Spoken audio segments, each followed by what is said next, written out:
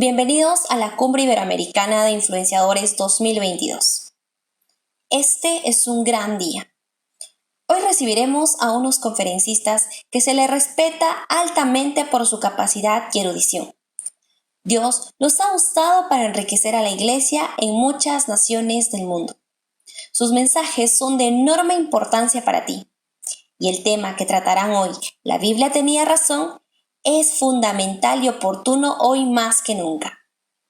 Hoy, como jamás, se ha despreciado a la Biblia, aunque cada vez más la palabra de Dios se eleva como un bastión sólido para la fe. Quiero presentarles al pastor Juan Cruz, presidente de la CUMIBIN y director de INSTEM para Iberoamérica, quien nos dará la bienvenida oficial. Bienvenido a la Cumbre Iberoamericana de Influenciadores. Qué bueno que estás aquí. Dios nos ha favorecido de una manera extraordinaria con conferencistas que en realidad pues nos ha sorprendido su favor. El doctor D.A. Carson, una eminencia, un teólogo del Nuevo Testamento respetadísimo. Michael Licona, investigador sobre la resurrección de Jesucristo y también de muy alto respeto a nivel internacional. Y nuestro querido hermano Antonio Cruz, teólogo, científico, apologista. Pues te espera un banquete. Así que yo espero que disfrutes. Pero más que eso, que te rete a prepararte a otro nivel, a estudiar pensadores que son consecuentes. Porque para eso existe CUMIBIN, para presentarte algunos de los pensadores evangélicos más respetados de todo el mundo. Así que sin más, pues entremos y que Dios te bendiga grandemente.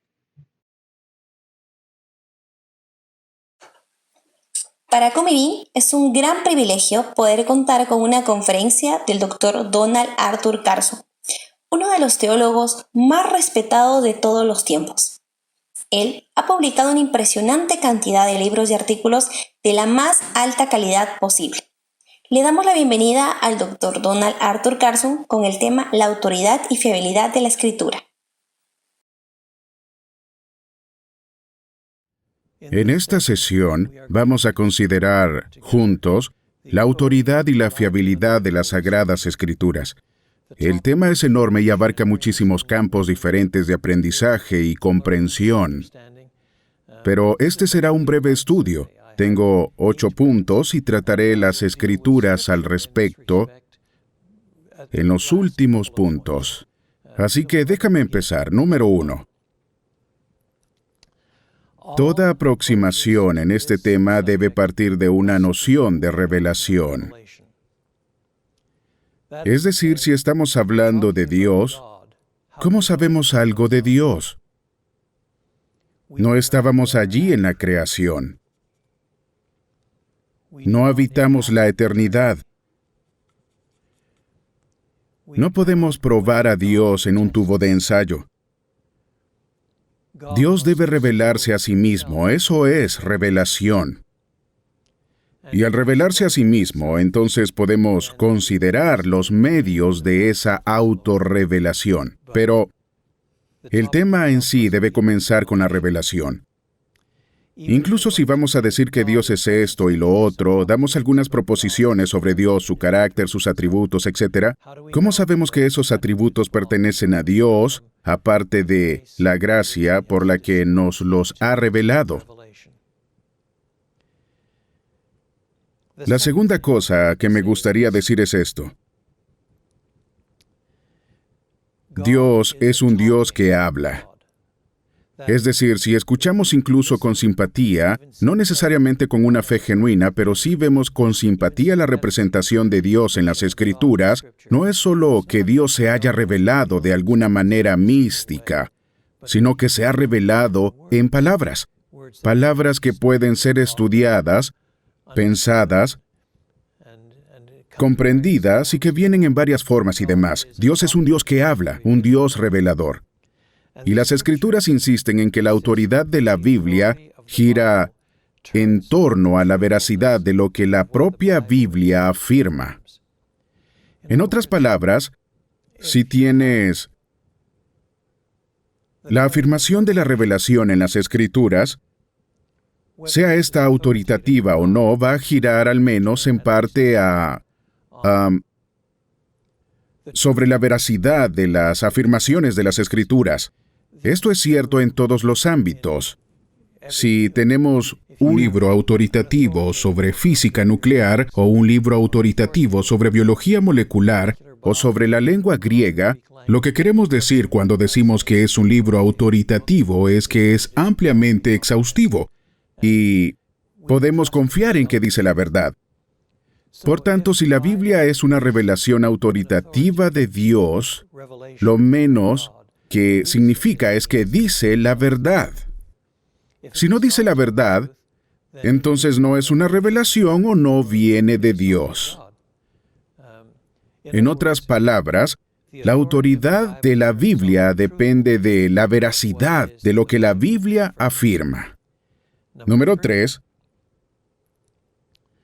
Las Escrituras reclaman para sí la inspiración divina y la veracidad concomitante. Las Escrituras lo afirman.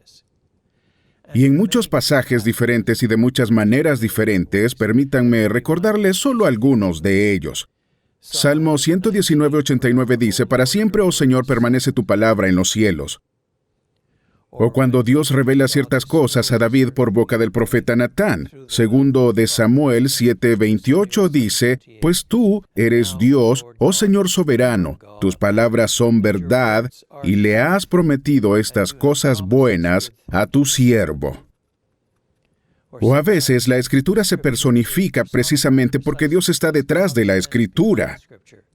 Por ejemplo, en Gálatas 3:28, la Escritura preveía que Dios justificaría a los gentiles por la fe. Bueno, no eran las Escrituras en el sentido de que es un libro, sino que es Dios quien se revela en este libro. Las Escrituras preveían, es decir, las Escrituras tienen así los atributos de Dios en este sentido. Segunda de Timoteo 3:16 dice, «Toda Escritura es inspirada por Dios y útil para enseñar, para redarguir, para corregir, para instruir en justicia, a fin de que el hombre de Dios sea perfecto, enteramente preparado para toda buena obra». Primera de Pedro 1:23-25, Segunda de Pedro 1:20-21 y muchos otros pasajes. Para aquellos que leen inglés, el estudio más completo de las Escrituras. Autoatestación, eso es lo que dicen las Escrituras sobre sí mismas. El estudio más completo que conozco es un largo artículo de Wayne Grudem sobre la autoatestación de las Escrituras. Se encuentra en el libro llamado La Escritura y la Verdad, que edité junto a John Woodbridge. Número 4.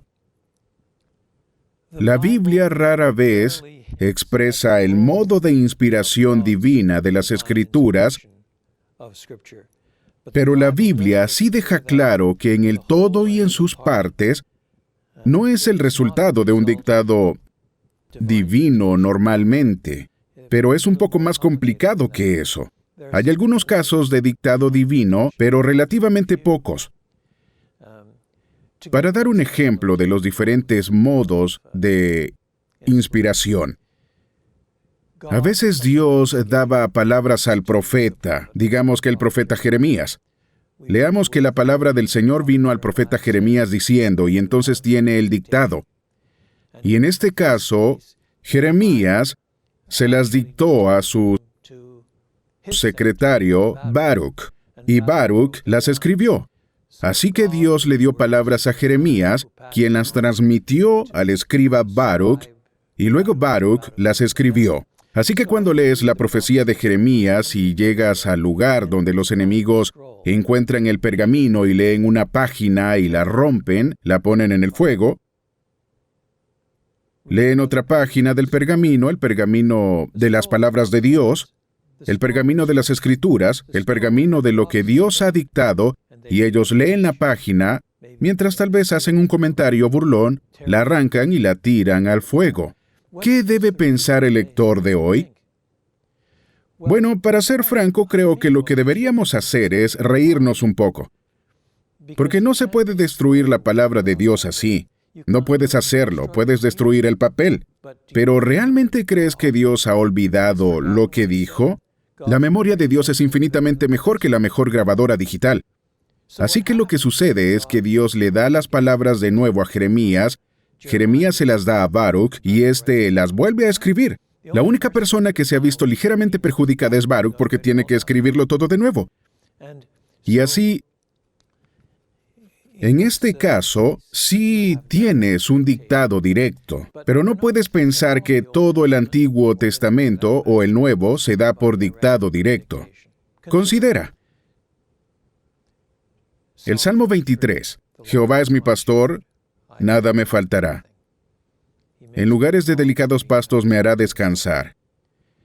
¿Lo dictó Dios? Podemos imaginar que David llegó después de un duro día de trabajo, comió un bocadillo y se acostó, y entonces una voz le habló desde la nada y le dijo: David, no te duermas todavía, tengo algo de trabajo para ti. Muy bien, déjame afilar mi pluma. Y él prepara su pluma y dice: Señor, ¿qué quieres que escriba? Escribe lo siguiente. El Señor, es mi pastor,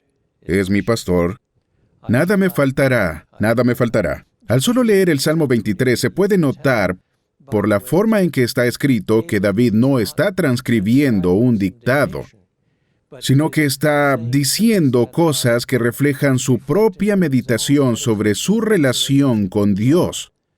Dios es el pastor supremo, Él es el supremo Señor y el cuidador y el líder soberano.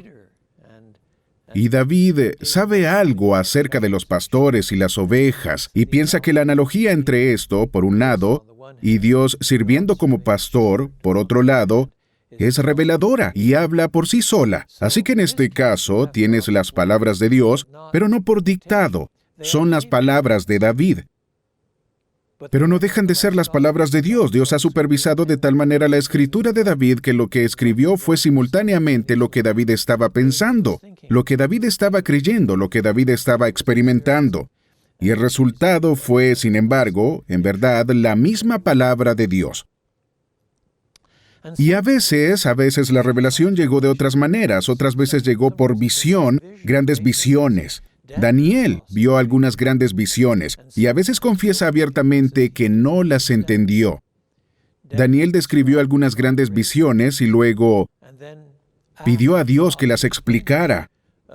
Perdona Dios, pero ¿te importaría decirme qué está pasando aquí? ¿Qué significan estas visiones? Y en una o dos ocasiones Dios dijo: Daniel, no es tu asunto, no es de tu incumbencia. Es para una generación posterior. Solo tienes que escribirlo, anotar lo que has visto en la visión y, aunque no lo entiendas, eso no impide que sea en verdad la palabra de Dios para una generación posterior. Una vez tuve una secretaria que era muy buena transcribiendo mis dictados y a veces escribía cosas sobre el texto griego o alguna cosa teológica complicada, y ella tenía que buscar las palabras en un diccionario para saber cómo se escribían, y reconoció abiertamente que no siempre entendía lo que transcribía, pero que era buena en la transcripción y por lo tanto era una transcripción fiable. Sin embargo, las palabras eran lo que yo quería transmitir, aunque pasaran por encima de su propia comprensión.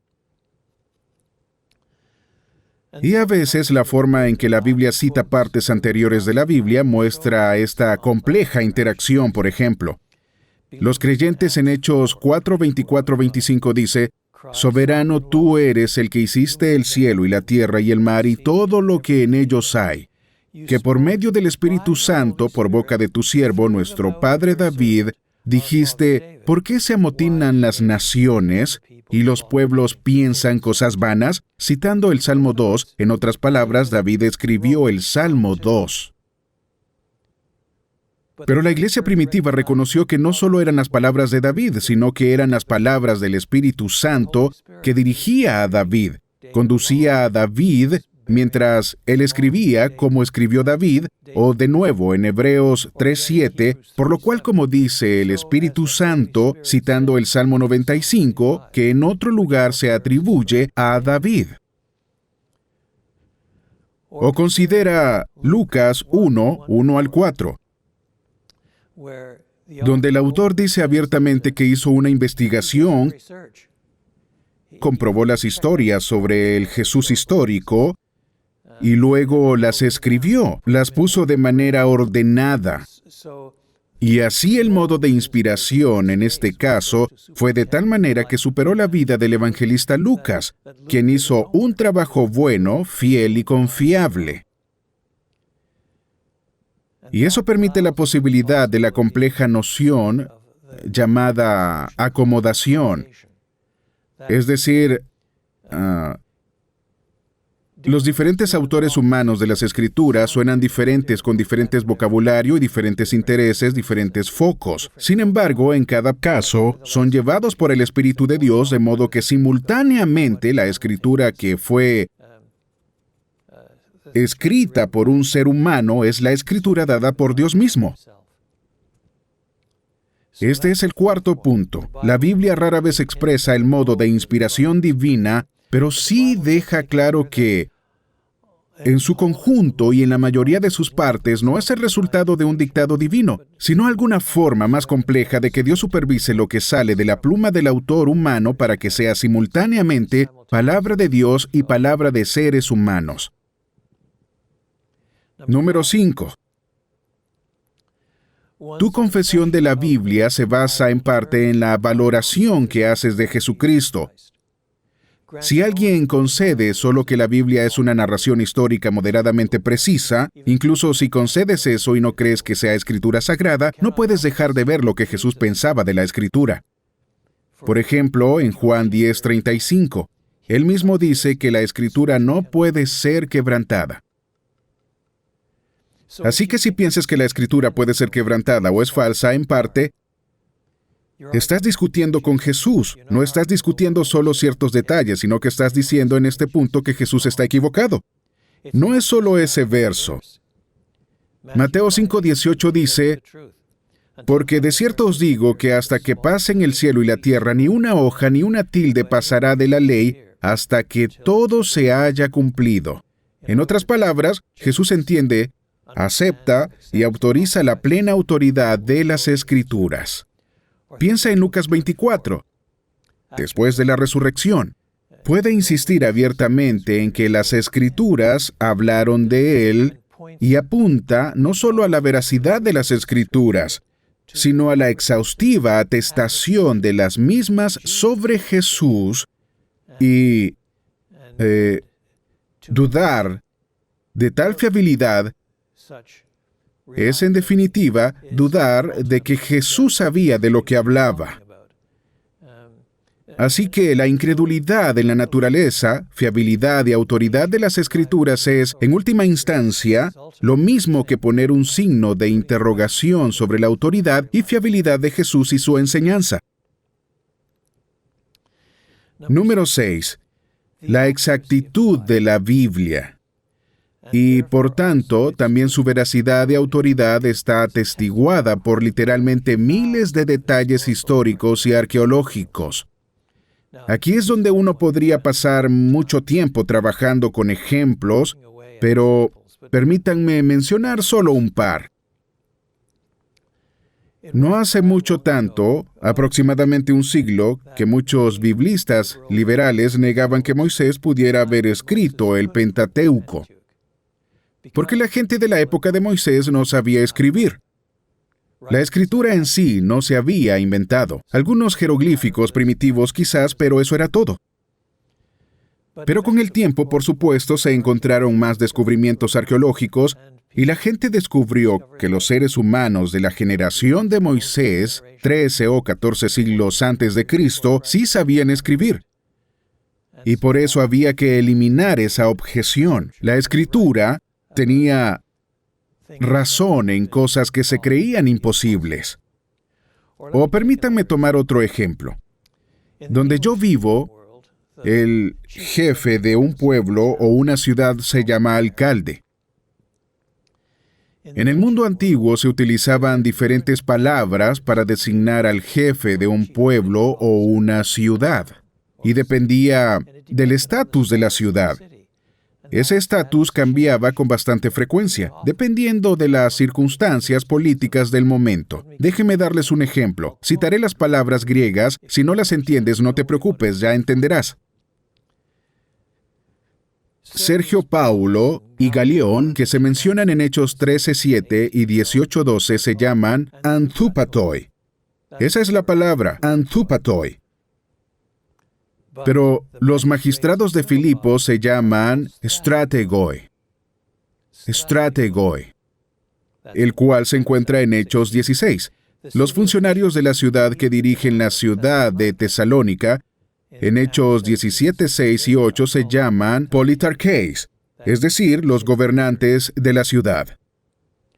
Y luego, el jefe en Éfeso, el secretario municipal, se llama grammatus. En los Hechos 19:35, o Félix se llama gobernador, y Hechos 23:25, elekemón.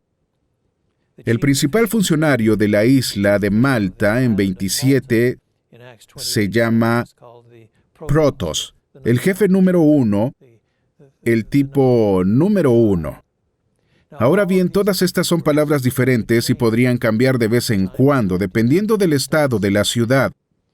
Lo que quiero decir es que hasta donde es posible probar a Lucas, este siempre acierta. Los acierta para la ciudad y el tiempo. Sería un caso de notable erudición técnica si Lucas lo acertara solo por haberlo investigado. Pero incluso en cuestiones tan secundarias como esta, la Biblia demuestra ser asombrosamente fiable. El libro de los Hechos menciona 59 países o provincias, 9 islas, 32 ciudades, y donde habla de los líderes o gobernantes de los mismos los acierta. Número 7. La autoridad de las Escrituras es atestiguada por su poder regenerador en vidas que provienen de todo tipo de trasfondos. En otras palabras, si la Biblia tuviera tendencia a buscar personas conversas todo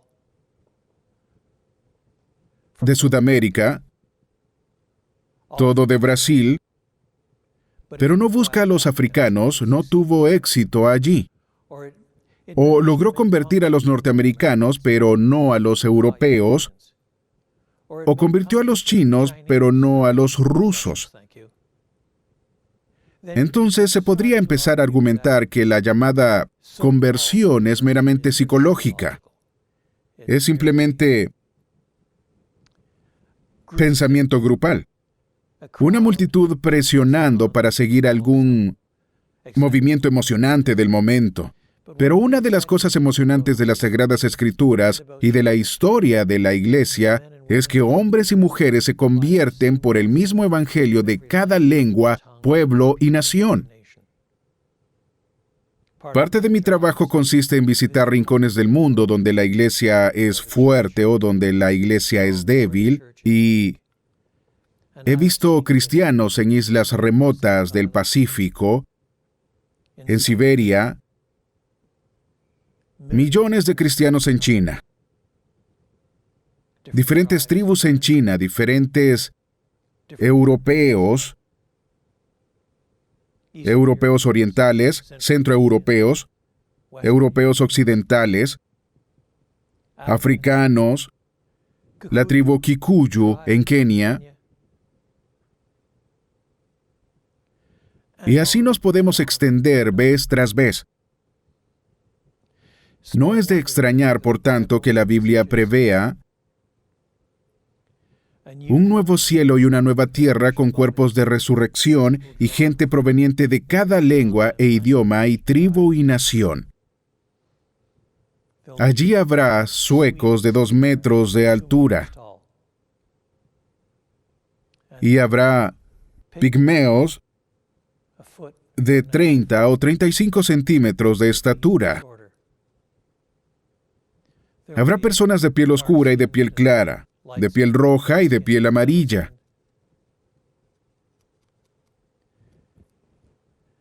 Y todo ello atestigua el poder del Evangelio para convertir a los seres humanos,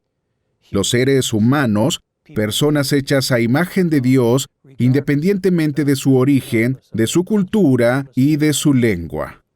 Eso no demuestra algo en una especie de sentido matemático, pero sí da credibilidad a las afirmaciones de la Biblia de que lo que necesitamos nosotros los pecadores, los seres humanos, somos portadores de la imagen de Dios Todopoderoso. Lo que necesitamos es el Evangelio, la palabra de Dios. De hecho, la expresión palabra de Dios se utiliza de 3 maneras diferentes en las Escrituras. Se utiliza para referirse a las Escrituras, y así es como la hemos estado utilizando, sobre todo en esta charla. Pero a veces se utiliza para referirse al mensaje que domina la Escritura, el mensaje del Evangelio. La palabra de Dios a veces significa realmente el Evangelio. Esta es la palabra que han oído, este es el Evangelio que se te ha predicado. Los autores pueden decir, y a veces raramente, pero 1 o 2 veces, la palabra se refiere a Jesús. En el principio era el Verbo, dice Juan. Y el Verbo era con Dios, el que está junto a Dios, y el Verbo era Dios, Dios en sí mismo. Es decir, si la Escritura es realmente la revelación de Dios, la autorrevelación de Dios, la autorrevelación suprema de Dios, la palabra suprema, entonces es el propio Señor Jesús. Así que siempre hay que mirar el contexto para ver exactamente a qué se refiere el uso de la expresión palabra de Dios. Pero lo que está muy claro es que la autoridad de la Escritura de esta palabra de Dios está atestiguada por su poder regenerador en línea con todo tipo de vidas, de todo tipo de trasfondo. En otras palabras, la conversión cristiana no es una mera opción estética. El Evangelio es el poder de Dios para salvación a todo aquel que cree, sean judíos o gentiles, hombres y mujeres de todos los trasfondos imaginables. Y eso me lleva al último punto. Hay ciertos pasajes de la Escritura que son particularmente impresionantes en este último punto, este poder de Dios para transformar. Permítame mencionar 2 o 3. Cuando Josué asume liderazgo. El liderazgo de Moisés, después de que Moisés se fue, se le dice en el capítulo 1 de Josué, este libro de la ley nunca se apartará de tu boca, sino que meditarás en él día y noche, porque entonces harás tu camino próspero y todo te saldrá bien. En otras palabras, es la verdad de las Escrituras que se habían dado hasta ese momento y su poder transformador, lo que Josué está obligado a estudiar, reflexionar, meditar, darle vueltas en su mente para obtener éxito y frutos y estabilidad a su liderazgo, ahora que ha tomado el relevo de Moisés. Pero quizá uno de los pasajes más impactantes es el de Juan 17. Juan 17 a veces lo llaman la oración sacerdotal de Jesús. En él ora en el capítulo 17, versículo 17. Santifícalos, refiriéndose a los discípulos, santifícalos en tu verdad, tu palabra es verdad. Ahora, si la palabra allí se refiere a la Escritura o se refiere al Evangelio que se recoge en las Escrituras, hace poca diferencia. El punto es que el medio por el cual los seres humanos son hechos santos, el medio por el cual son santificados es por la verdad. Y esa verdad es la Escritura, es el Evangelio. El libro de los Proverbios nos dice en cierto momento, así como un hombre piensa en su corazón, así es él.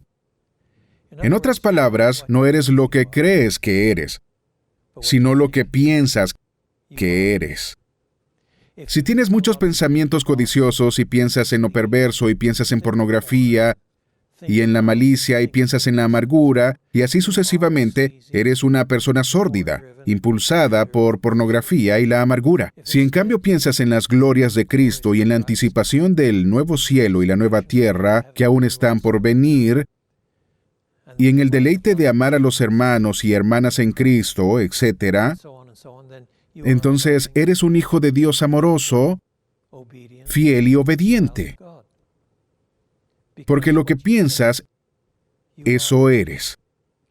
Así que cuando Jesús ora, santifícalos por medio de la verdad, lo que realmente está orando es que sus discípulos encuentren sus mentes inundadas con las Escrituras, inundadas con la verdad. Santifícalos con la verdad.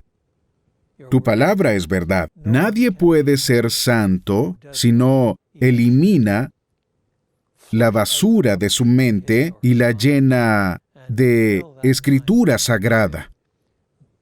Escudriñar la palabra de Dios en tu corazón significa, en el lenguaje occidental contemporáneo, memorizarla. Pasar algún tiempo memorizando las Escrituras, leerlas y releerlas para pensar los pensamientos de Dios según Él y convertirse así en una persona santificada, apartada para Dios. Santifícalos. ¿De qué manera? A través de la verdad. Tu palabra es verdad. Por eso me preocupan los cristianos, por ejemplo, que pueden hablar de las Escrituras en términos abstractos, pero no se preocupan de obedecerlas, no se preocupan de ser formados por ellas, no tienen pasión por escudriñarlas en sus corazones para aprender a no pecar contra Dios. Un pasaje más y terminamos. Esto es del capítulo 17 de Deuteronomio, especialmente los versículos 14 al 20. En esta parte de la Escritura, Moisés está dando instrucciones sobre lo que debe hacer el rey una vez que haya un rey. En este punto no había rey en la vida y cultura israelita. Moisés es el líder que está sirviendo como rey, aunque no se le llama rey. Pero prevé el tiempo en que vendrá un rey y esto es lo que dice. Cuando hayas entrado en la tierra que Jehová tu Dios te da y tomes posesión de ella y la habites y digas, pondré un rey sobre mí como todas las naciones que están en mis alrededores, ciertamente pondrán por rey sobre ti al que Jehová tu Dios escogiere. De entre tus hermanos pondrás rey sobre ti. No podrás poner sobre ti a hombre extranjero que no sea tu hermano, pero él no aumentará para sí caballos, ni hará volver al pueblo a Egipto con el fin de aumentar caballos. Porque Jehová os ha dicho, no volváis nunca por ese camino, ni tomará para sí muchas mujeres para que su corazón no se desvíe, ni plata ni oro amontonará para sí en abundancia. Así que, antes de decir lo que el rey debe hacer, Moisés dice lo que el rey no debe hacer. En primer lugar, no debe utilizar su poder político como monarca para conseguir grandes cantidades de plata y oro. No va a salir fabulosamente rico. ¿No te preocupa cuando ves a políticos que acceden a altos cargos con sueldos normales, quizás buenos sueldos, pero sueldos normales, y sin embargo terminan 6 años, 8 años, 10 años después y son multimillonarios? No puedes evitar preguntarte si hay algo de corrupción en alguna parte. Y por supuesto, eso sucedió en el tiempo de Moisés hasta el tiempo de David. Y se nos dice aquí que no debe adquirir grandes cantidades de caballos. Bueno, los caballos en esos días representaban tanques, es decir, eran la parte móvil del caballo del ejército que tiraba de un pequeño carro de guerra con un par de arqueros dentro. Era un elemento temible. Y los reyes querían acumular muchos tanques, caballos, no solo para arar o algo así. Eso no era el uso de los caballos en la época de Moisés o en la de David, sino para proeza militar. El problema es que Si aspiras a ser siempre el más fuerte, al final confiarás en tu poderío militar más que en Dios. Confiarás en tus caballos más que en su justicia. Confiarás en su acumulación de riquezas y poder y tanques y misiles y submarinos y demás. Hay un lugar para estas cosas en un mundo quebrantado y condenado, lo dicen las Escrituras. Pero un monarca cuyo objetivo es simplemente acumular más y más y más de estas cosas, casi siempre no es de fiar. No debe tomar muchas esposas o su corazón se desviará. Salomón cayó en esa trampa. Por supuesto, tomó muchas esposas y no solo era una cuestión de poligamia sexual. Era una forma de formar alianzas con pequeños reyes del vecindario y hacer tratos y ser aceptado socialmente y demostrar lo rico que era, que podía mantener todas estas esposas. Pero este texto dice que si sigues esa ruta, tu corazón se desviará. Y luego añade, no debes acumular grandes cantidades de plata y oro, así que esto es lo que el rey no debe hacer. Entonces, ¿qué se supone que debe hacer? Es impresionante. Leemos en Deuteronomio 17:18, y cuando se siente sobre el trono de su reino, entonces escribirá para sí un libro, una copia de esta ley, del original que está al cuidado de los sacerdotes levitas, y lo tendrá consigo, y leerá en él todos los días de su vida. Eso sí que es importante. ¿Qué es lo primero que debe hacer el rey? ¿Editar los libros de su predecesor? No. ¿Establecer un gabinete? No. No es lo primero. ¿Celébralo con una gran inauguración? No. Lo primero que debe hacer es copiar a mano las palabras de esta ley. Ahora bien, si esta ley se refiere al Pentateuco o Deuteronomio o alguna parte de él, no estoy muy seguro, pero no hay que olvidar que en aquella época no había fotocopiadoras, no había que descargar algo en un MP3 e imprimirlo. Si querías una copia, la escribías a mano, y se supone que ni siquiera debía darlo a un escriba para hacerlo, se supone que lo haría él mismo. Eso llevaría tiempo. Lo hacía con tanto cuidado que esta copia se convierte en su copia de lectura. Es decir, no se supone que lo escriba de forma tan rápida y desordenada que pueda decir que está hecho, pero que nadie pueda leerlo. Se supone que debe escribir una copia clara y limpia para luego poder leerla todos los días durante el resto de su vida, para tener sus devocionales en él todos los días durante el resto de su vida. ¿Por qué? Para que aprenda a temer a Jehová su Dios, para guardar todas las palabras de esta ley y estos estatutos para ponerlos por obra. En otras palabras, debe escudriñar la palabra de Dios en su corazón para aprender a no pecar contra Dios. Debe ser santificado por la verdad. La palabra es la verdad. Eso es algo que pueden hacer todos los que están viendo este video y que saben leer, lo pueden hacer. E incluso si no puedes leer hoy en día, puedes conseguir grabaciones de las Escrituras y escucharlas una y otra vez hasta que escondes la palabra de Dios en tu corazón para seguir cuidadosamente todo lo que se dice, y el resultado de ello es que no se eleve tu corazón sobre tus hermanos, ni te apartes del mandamiento a diestra ni a siniestra.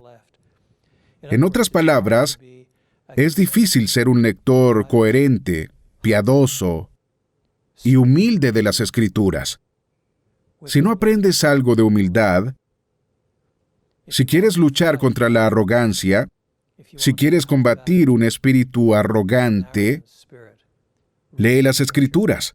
Si quieres tener una visión correcta de los demás, lee las Escrituras. Si quieres tener cuidado de no desviarte a la derecha o a la izquierda de lo que Dios prescribe, lee las Escrituras. En mi corazón he guardado tus dichos para no pecar contra ti. Esta es la palabra de Dios. Amén.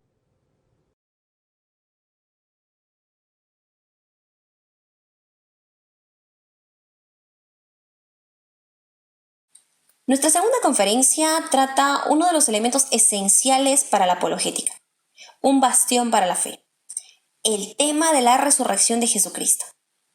con un erudito que se ha destacado como uno de los especialistas a nivel mundial sobre ello. Su investigación historiográfica sobre el hecho histórico de la resurrección es un auténtico hito. Le damos la bienvenida al doctor Michael Licona.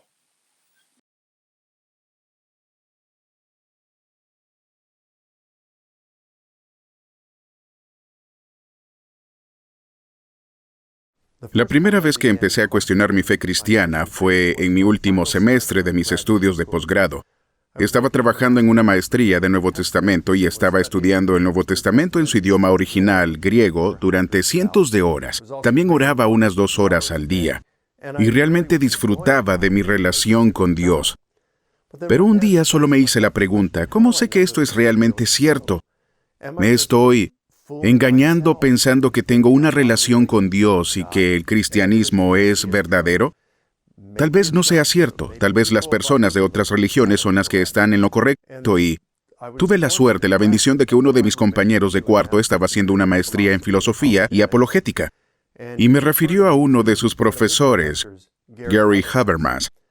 Y entré en la oficina de Gary y muy amablemente me dio un poco de su tiempo y compartió algunas de las pruebas históricas de la resurrección de Jesús. Y salí de ahí confiado de nuevo. Y más tarde empecé a cuestionar mi fe de nuevo cuando empecé a hablar con escépticos, a compartir mi fe con ellos, y ellos venían con objeciones que yo no sabía cómo responder. No me había interesado por la apologética hasta que la necesité. Necesitaba las respuestas. Y luego cuando estaba haciendo mi trabajo de doctorado sobre la resurrección de Jesús, en mi investigación sobre eso estaba tratando de ser lo más abierto de mente y neutral posible. Y en ese momento empecé a dudar y quise concluir mi investigación con la mayor integridad posible. Y al final me sentí bastante seguro de mis conclusiones de que Jesús había resucitado de entre los muertos y que había realizado mi investigación con integridad. Así que probablemente después de eso ya no tenía más dudas, pero estaba equivocado, porque empecé a dudar de mi fe cristiana poco después de terminar mi trabajo de doctorado. Y me pregunté por qué es que sigo dudando. Es decir, he mirado los datos, los he mirado con la mayor honestidad posible. Mi tesis doctoral era 3 o 4 veces más larga que la media de las tesis. ¿Por qué seguía dudando? Y me puse a pensar en ello, ¿sabes? Ya sabes, en un escenario a menudo hablo en un escenario y los organizadores del evento colocan un pequeño trozo de cinta hasta donde llega la iluminación y te dicen que no debes salirte de ese límite porque las luces no te iluminarán bien. Y suele haber unos 3 metros o más de delante a atrás y quizás unos 9, 12, 15 metros de lado a lado. No hay problema en hacerlo. Podría hacerlo con los ojos vendados, podría trotar hacia atrás con los ojos cerrados y nunca salir de ese límite. Pero tomas ese mismo límite de adelante hacia atrás, 3 metros. 3 metros, pero lo extiendes más. Tal vez 150 metros o tal vez 30 metros, y luego lo colocas a 300 metros sobre el suelo y suspendido entre 2 rascacielos, y de ninguna manera voy a cruzar eso. ¿Por qué no? Sé que puedo. Sí puedo. No sería un problema, pero es el ¿y si me caigo? Las consecuencias son demasiado grandes. Bueno, es lo mismo sobre las dudas que tenía desde mi trabajo de doctorado, y todavía hoy las tengo de vez en cuando. Ya no son dudas intelectuales. Hay dudas emocionales, y si me equivoco, sí, pero Mike, has mirado todas las evidencias tan honestamente como has podido. Sí, lo sé, pero ¿y si me equivoco? Y eso es lo que a veces me quita el sueño. Es una duda emocional. Y descubrí que la mayoría de la gente que dudaba no se debía a la duda intelectual, sino a la emocional.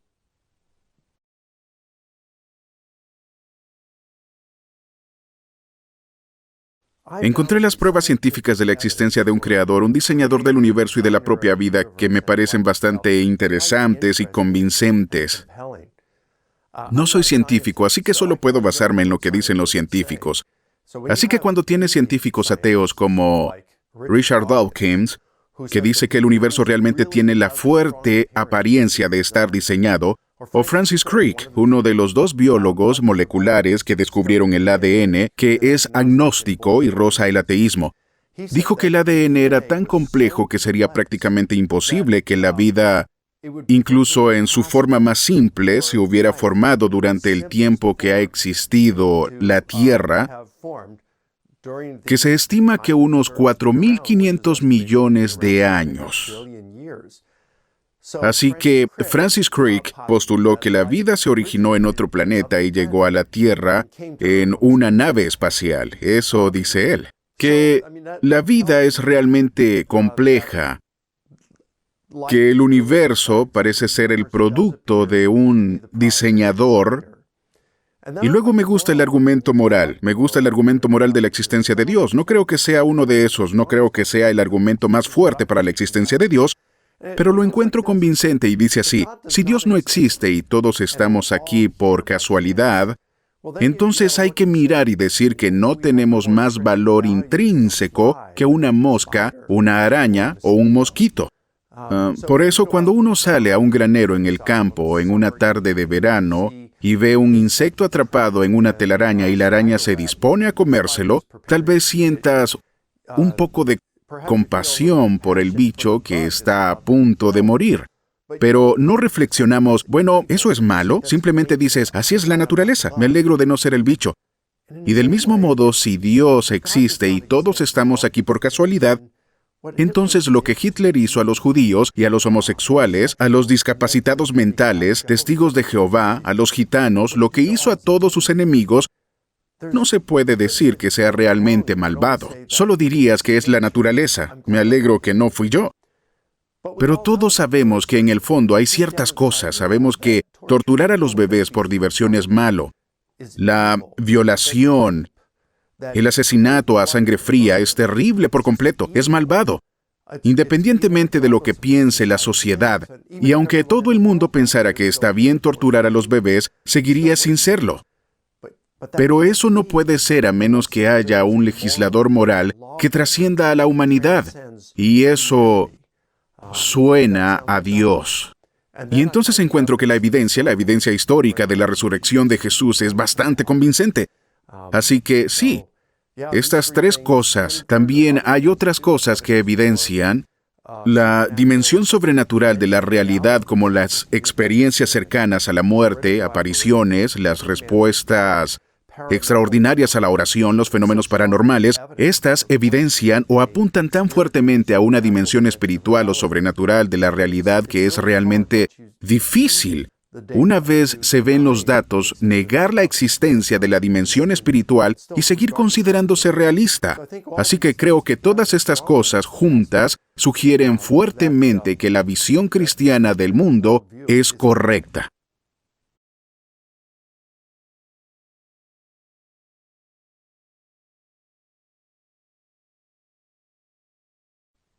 Hay mucha oposición al cristianismo hoy en día. En la cultura occidental encontramos grandes intentos por socavar el cristianismo y la ética cristiana en los medios de comunicación, en las agencias de noticias.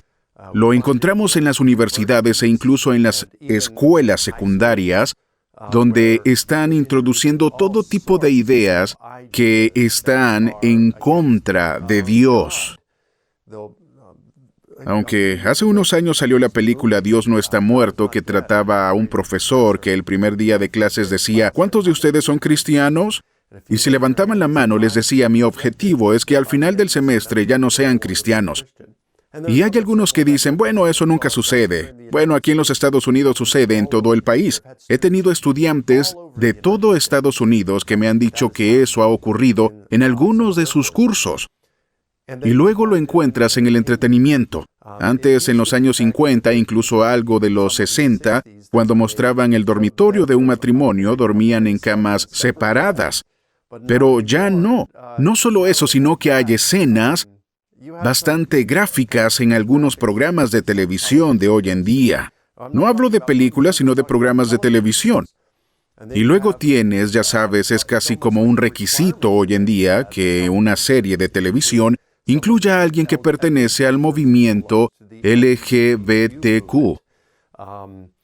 Así que tienes todo esto y parece que después de un tiempo, esto se graba en el subconsciente de una persona, en el subconsciente en el subconsciente y piensa, bueno, sabes, el estilo de vida LGBTQ es normal, porque lo vemos normalizado en la industria del entretenimiento. Así que hay muchas cosas por ahí de nuevo en los medios de comunicación y el entretenimiento y en nuestras instituciones educativas que están montando una guerra contra el cristianismo.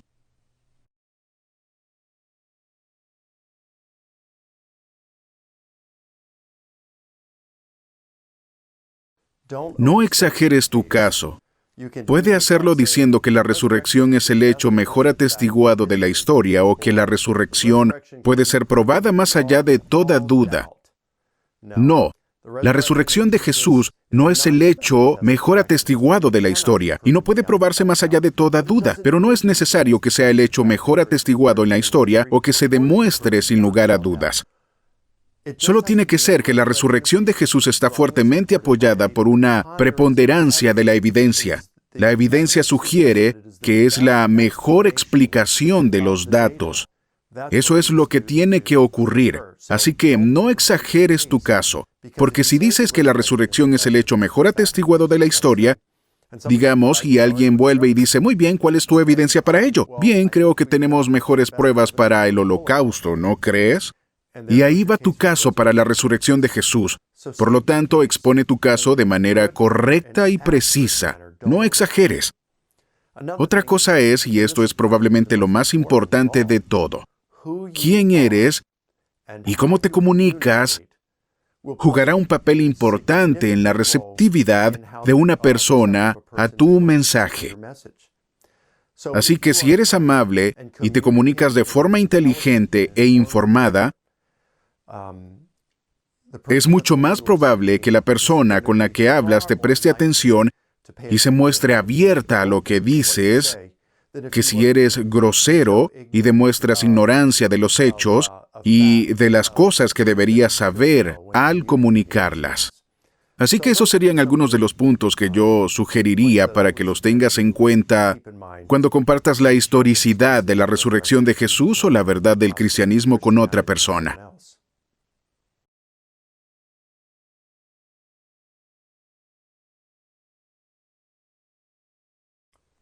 Lo que es suficiente para una persona puede no serlo para otra. Una persona que se inclina a pensar que existe un ser poderoso que creó el universo puede encontrar suficiente la evidencia histórica de la resurrección de Jesús.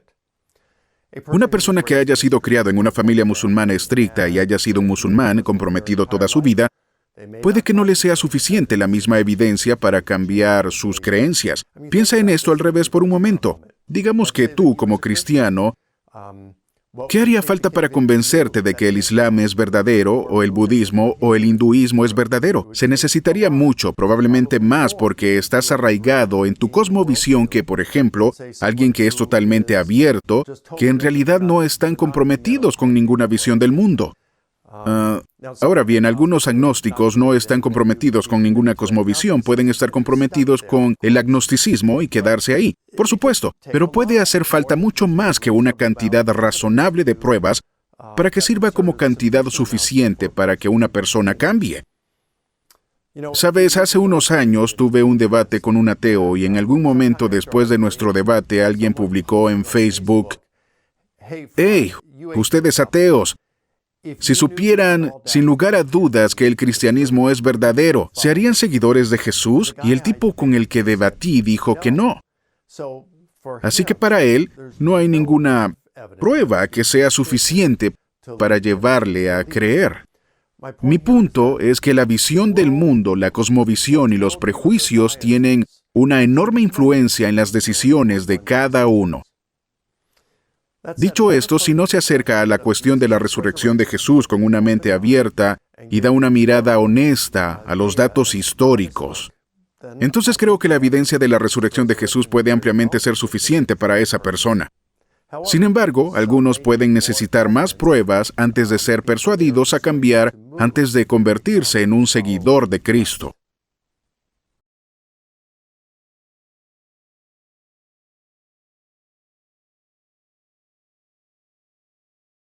Hace muchos años, Gary Habermas ideó lo que él denomina el argumento de los hechos mínimos. A veces lo llama método de los hechos mínimos. El argumento de los hechos mínimos solo considera los hechos que cumplen dos criterios. En primer lugar, están fuertemente respaldados por los datos.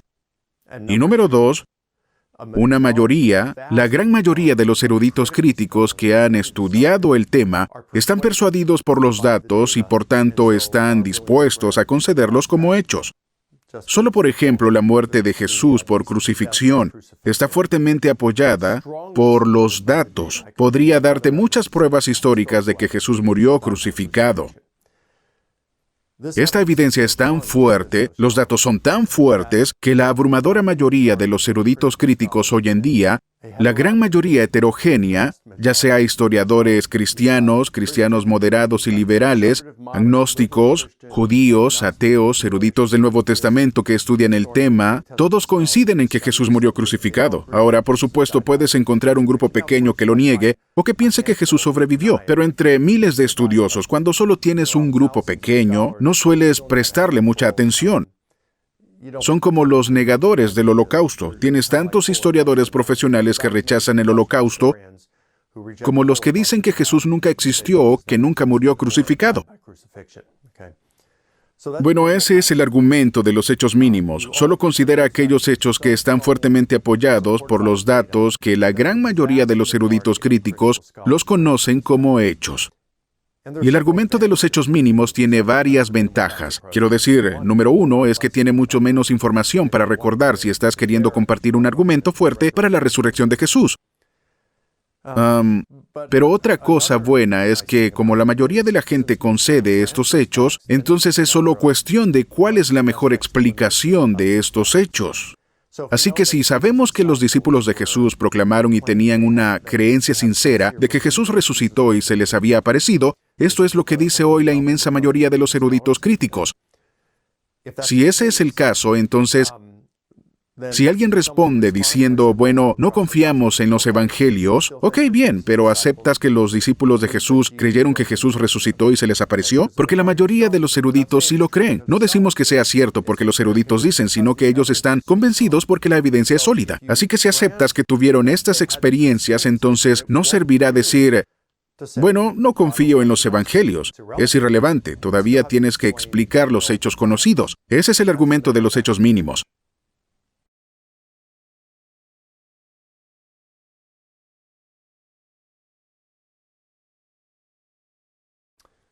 Una de las teorías más populares que se oponen a la resurrección de Jesús es que los discípulos de Jesús y el escéptico Pablo experimentaron visiones o alucinaciones de Jesús resucitado.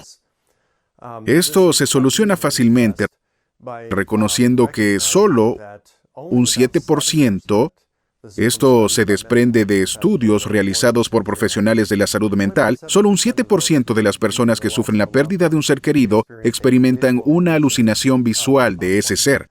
Sin embargo, con los discípulos tienes el 100%.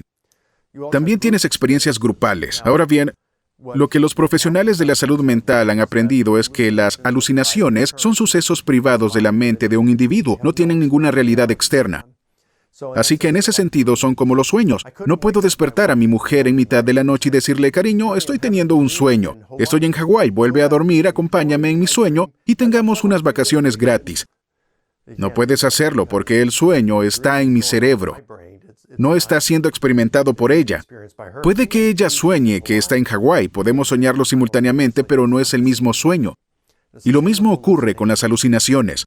Ocurren en la mente de un individuo, por lo que no se puede tener una experiencia colectiva. Puede ser que un grupo de personas en el mismo cuarto que están drogadas experimentan alucinaciones, pero no es la misma. Y luego tienes la aparición a Pablo. Pablo no estaba en duelo por la muerte de Jesús, creía que Jesús era un Mesías fracasado y un falso profeta. Por lo tanto, Jesús habría sido la última persona del universo que Pablo habría esperado ver o deseado ver. Quizás la explicación más popular, la explicación alternativa a la resurrección, tiene que ver con los milagros. Dirán, un historiador no puede juzgar una afirmación de un milagro porque supone la existencia de Dios, y Dios está más allá de lo que las herramientas de los historiadores pueden encontrar. Pero no tenemos que, como historiadores, que asumir la existencia de Dios. Podemos decir simplemente, bueno, vamos a estar abiertos a ello. No lo vamos a excluir, no lo vamos a asumir. Dejemos que las pruebas nos lleven a sus consecuencias finales. Y si realmente parece que un evento sobrenatural, un evento espiritual ha ocurrido y es extremadamente improbable que tenga una explicación natural o causa natural, entonces creo que podemos decir que un milagro ocurrió ya que hay buena evidencia para ello. Y por supuesto, eso sugeriría la existencia de Dios. Pero tú no, a priori, no descartes el milagro solo porque te gusta la idea de la existencia de Dios. También he oído decir que un milagro es la explicación menos probable. A lo que digo menos probable a referencia ¿a qué? Porque si Dios existe y quiso resucitar a Jesús, pues bien, entonces la resurrección de Jesús habría sido la explicación, la más probable de que ocurrió. Entonces, ¿el menos probable en referencia a qué? Bueno, tal vez resucitó por causas naturales. Está bien, estoy de acuerdo, esa es la explicación menos probable. Pero si es por causas naturales, no es un milagro, ¿verdad? Así que parece que esta objeción, que un milagro, por su propia definición, es la explicación menos probable, en realidad no es válida. Eso se inclina hacia una mente escéptica y eso es otorgar algo según la cosmovisión del mundo, con tu escepticismo, en lugar de sopesar con los datos.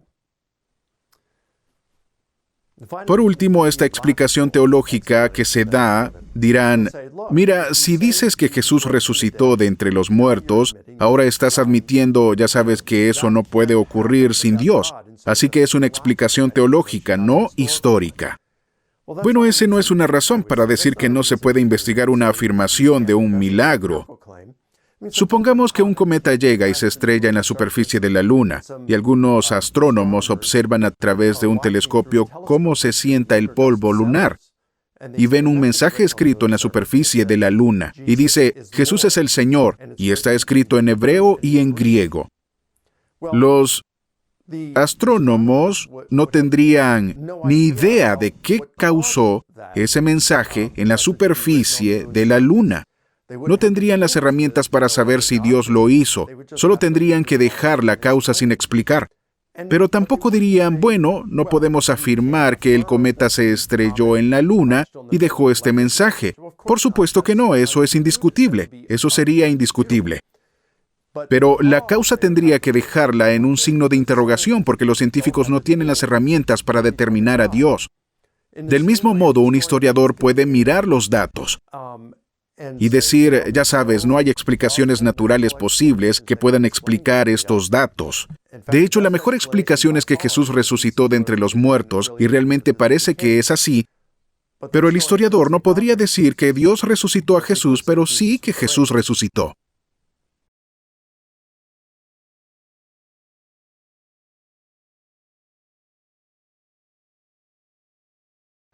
Anteriormente me pidieron consejo en relación a compartir la evidencia de la resurrección de Jesús.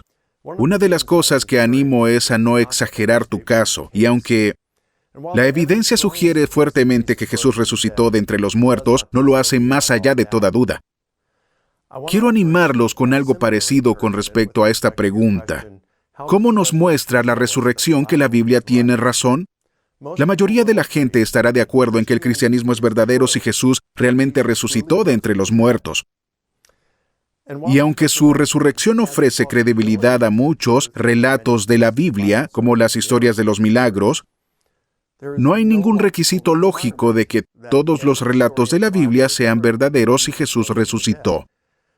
Eso habrá que argumentarlo por separado, la verdad de los distintos relatos de la Biblia, y al hacerlo, habrá que considerar varios géneros literarios que aparecen en la Biblia. Hay que tenerlos en cuenta, y la fiabilidad de la información histórica en la Biblia debe discutirse de forma separada.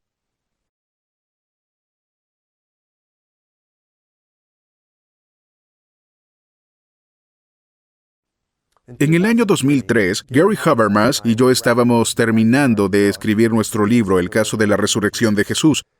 Y recuerdo que le pregunté a Gary, has hecho una bibliografía de más de 2,000 fuentes y de cientos de eruditos que han escrito sobre la resurrección de Jesús desde 1975. Y llegan a mirar los mismos datos, pero llegan a conclusiones radicalmente diferentes. ¿Quiénes son estas personas que lo estudian? ¿Se han formado en la filosofía de la historia y el método histórico? Y dijo que por mucho la mayoría de ellos son eruditos del Nuevo Testamento, y luego hay unos pocos filósofos y casi ningún historiador profesional que haya publicado sobre ello. Dice que hay un puñado como Paul Meyer, quien es un historiador profesional de la antigüedad, que hizo uno. Disculpen. Pero son cortos. No se ha hecho un caso exhaustivo. Y entonces pensé, bueno, yo lo haré. Tengo curiosidad por saber cómo es el método histórico y qué tipo de resultados produciría si se aplicara con integridad a los datos. ¿Demostraría que Jesús resucitó de entre los muertos? Así que pasé, es decir, leí más de 100 artículos de revistas y libros escritos por filósofos de la historia y del método histórico sobre cómo hacer historia. Y luego aprendí el método y lo apliqué a la resurrección de Jesús. Por eso, mi libro La resurrección de Jesús, un nuevo acercamiento historiográfico, es una nueva aproximación a la resurrección de Jesús a través del lente de un historiador que aplica el método histórico.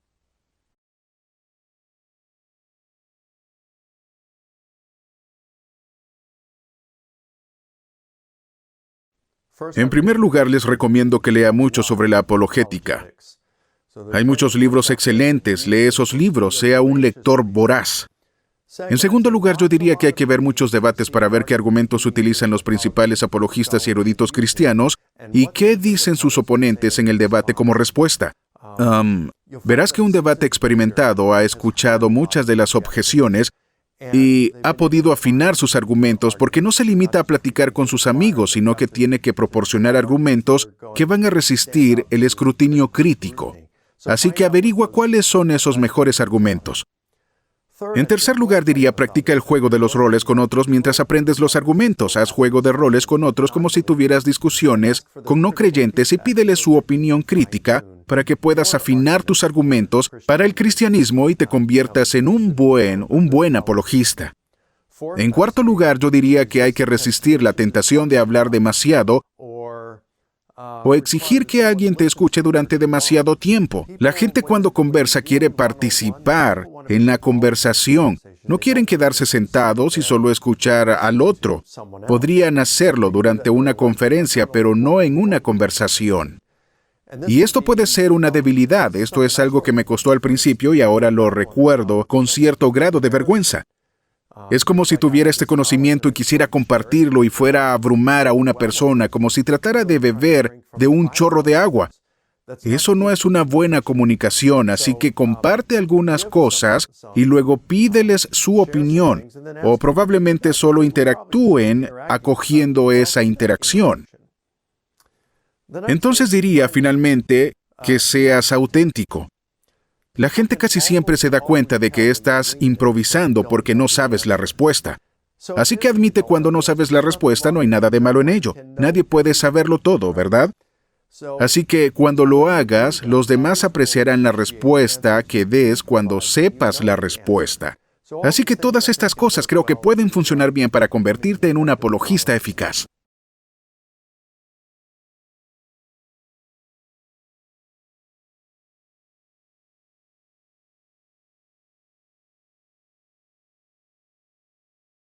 Nuestro tercer conferencista se ha destacado por la cantidad de temas que ha tratado con enorme acierto sobre la Biblia y teología, la sociología, la ciencia y la apologética. Escuchemos con atención por qué esta conferencia sobre la Biblia tenía razón te va a impactar profundamente. Le damos la más cordial bienvenida al Dr. Antonio Cruz.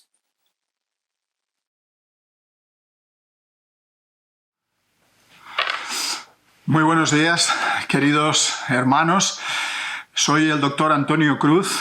Les hablo desde Barcelona, en España, y es para mí un privilegio estar en esta cumbre iberoamericana de influenciadores de este año 2022 que el Señor nos ha permitido poder celebrar. El tema que se me ha asignado a mí hoy es «Y la Biblia tenía razón».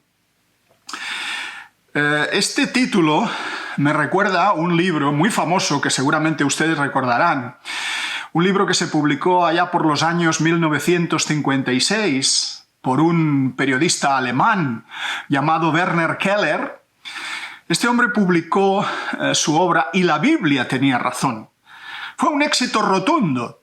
De esta obra se hicieron muchas ediciones, más de 20 ediciones.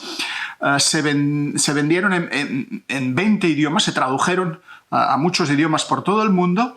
Y en esa obra de tanto éxito, Keller trataba diferentes aspectos de arqueología bíblica, arqueología que confirmaba precisamente lo que dice la Escritura.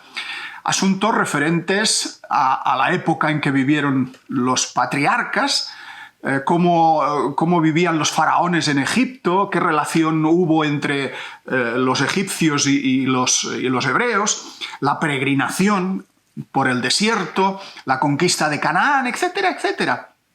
Y también hablaba de ciertos detalles que están en el Nuevo Testamento, detalles que tenían que ver con la vida del Señor Jesús, con la vida del apóstol Pablo, Pedro, etc. Bien, yo he elegido este mismo título para la conferencia de hoy, pero no voy a tratar de arqueología, sino de temas que a veces no se hablan mucho, detalles científicos sorprendentes que evidencian el gran misterio y la sabiduría que hay detrás de las páginas de la Biblia.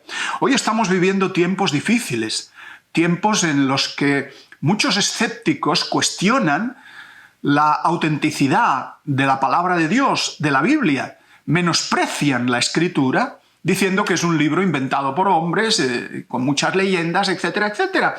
Pero precisamente por eso me gustaría incidir en esas cosas que dice la palabra de Dios que no fueron descubiertas hasta miles de años después por la ciencia moderna. La cuestión que esto plantea es la siguiente: ¿cómo pudieron saber los autores bíblicos de aquella época detalles del mundo natural que no fueron descubiertos por la ciencia hasta cientos o incluso miles de años después? ¿Es por casualidad? ¿O quizá porque se trata de un libro verdaderamente revelado por Dios? La probabilidad de que estas nociones científicas ocurrieran por casualidad es tan insignificante que caen fuera de la razón humana. Veamos algunas de tales cuestiones que tienen que ver con descubrimientos posteriores en disciplinas científicas tan relevantes como la física, la biología, la medicina o la astronomía. En mi libro, Introducción a la Apologética Cristiana, por supuesto hablo de muchas más, pero aquí solo he elegido algunas para que ustedes se hagan una idea. La primera tiene que ver con la física. Hoy sabemos que el aire pesa. Desde los días del pensador griego Aristóteles, pasando por toda la época del Renacimiento, que fue cuando floreció la ciencia moderna, y hasta tiempos relativamente recientes, se creía que el aire no tenía peso. La física no reconoció que el aire pesaba hasta que el físico y matemático italiano Evangelista Torricelli inventó el barómetro de mercurio allá por los años 1643. Se llamaba Evangelista, pero era católico. Evangelista Torricelli. Torricelli introdujo mercurio en un tubo de ensayo, un tubo que había cerrado por arriba y que había hecho el vacío. Ahí puso mercurio y lo colocó invertido sobre un plato lleno de mercurio. Entonces vio que por ese tubito el mercurio ascendía. No se quedaba al mismo nivel que el mercurio del plato, sino que ascendía para arriba una cantidad determinada, siempre la misma, unos determinados milímetros de mercurio. Y él llegó a la conclusión de que el mercurio ascendía por el tubito, igual que en los termómetros, ¿verdad?, que conocemos, porque el peso del aire empujaba al mercurio y le obligaba a ascender por dicho tubo. Curiosamente, en el libro más antiguo de la Biblia, el libro de Job, en el capítulo 28, versículos 24 y 25, un libro que se cree que fue escrito 2000 años antes de Cristo, podemos leer estas palabras: Dios ve cuanto hay bajo los cielos al dar peso al viento y poner las aguas por medida. Hermanos, ¿es que Job era también un físico y matemático como Torricelli? ¿O es que Dios se lo manifestó de alguna manera? Seguimos en el mundo de la física. La física nos dice que la Tierra envejece y que aumenta el desorden.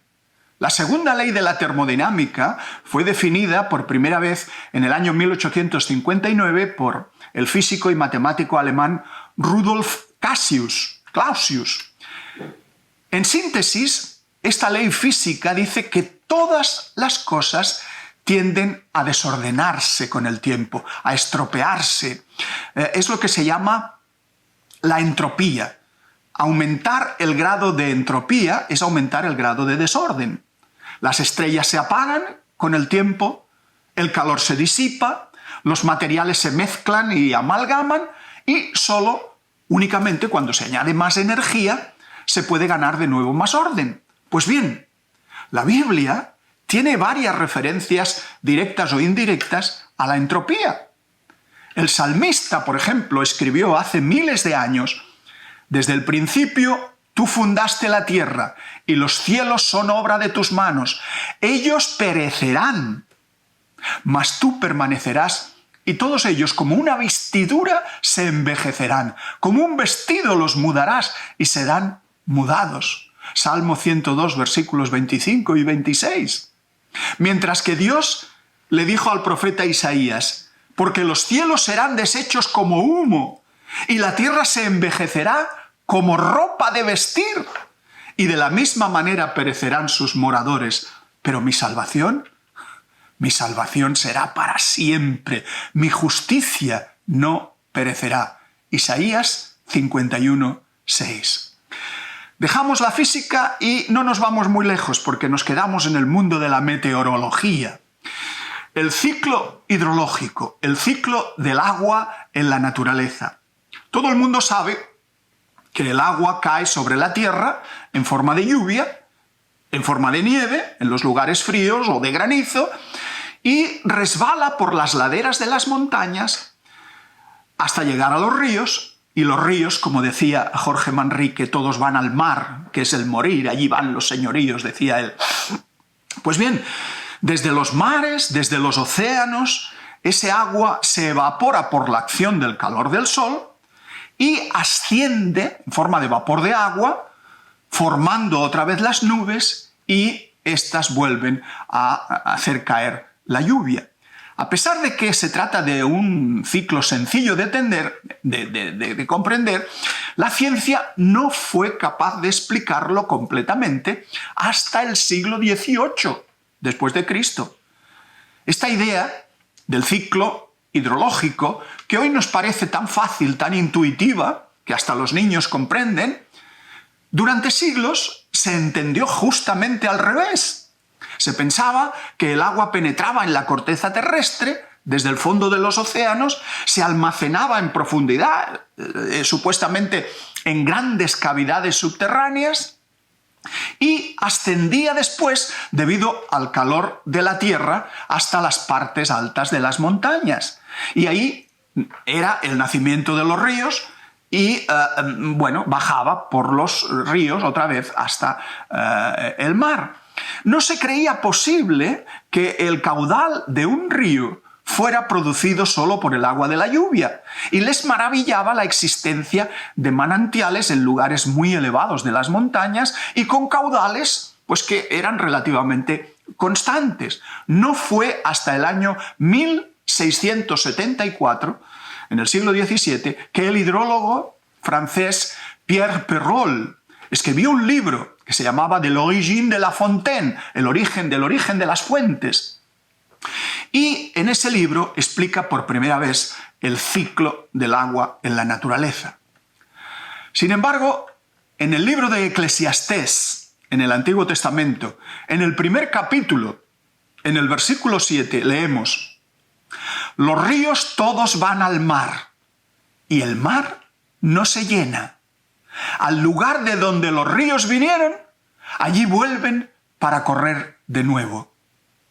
Y el libro de Job, que ya hemos mencionado, en el capítulo 36, versículo 27, dice: miles de años antes, Él, refiriéndose a Dios, Él atrae las gotas de las aguas al transformarse el vapor en lluvia, la cual destilan las nubes goteando en abundancia sobre los hombres. De manera, hermanos, que estos versículos ya relacionaban el origen de las fuentes y de los ríos con la lluvia. Ya intuían cómo era el ciclo del agua en la naturaleza. Vamos a la oceanografía, las corrientes oceánicas. El fundador de la ciencia oceanográfica fue un marino norteamericano, estadounidense, que se llamaba Matthew Fontaine Maury, en el siglo XIX. Fijándose este hombre en algunos textos de la Biblia, dedujo la existencia de las corrientes marinas, y esto mejoró notablemente la navegación alrededor del mundo. Él se ganaba la vida con su barco transportando personas. Las llevaba desde Nueva York hasta California, pero en una época en la que no estaba construido todavía el canal de Panamá. Entonces, ¿qué había que hacer? Bajar con el barco por toda Latinoamérica, toda Sudamérica, el estrecho de Magallanes, y subir por toda la costa del Pacífico hasta llegar a California. Ese viaje le llevaba 180 días. Imagínense ustedes lo que es mantener a tantas personas en un barco 180 días, con 3 comidas al día, ¿verdad? Pues él descubrió las corrientes oceánicas, introdujo su barco dentro de la corriente oceánica y adelantó el viaje ni más ni menos que en 100 días. 100 días aprovechando las corrientes naturales del mar. Redujo el viaje en 100 días. En vez de 180, ya solo eran 80 días. ¿Qué versículos le inspiraron? Isaías 43, 16 y 17. Así dice Jehová, podemos leer: el que abre camino en el mar y senda en las aguas impetuosas. Caminos en el mar. Esto empezó a preocupar a Matthew.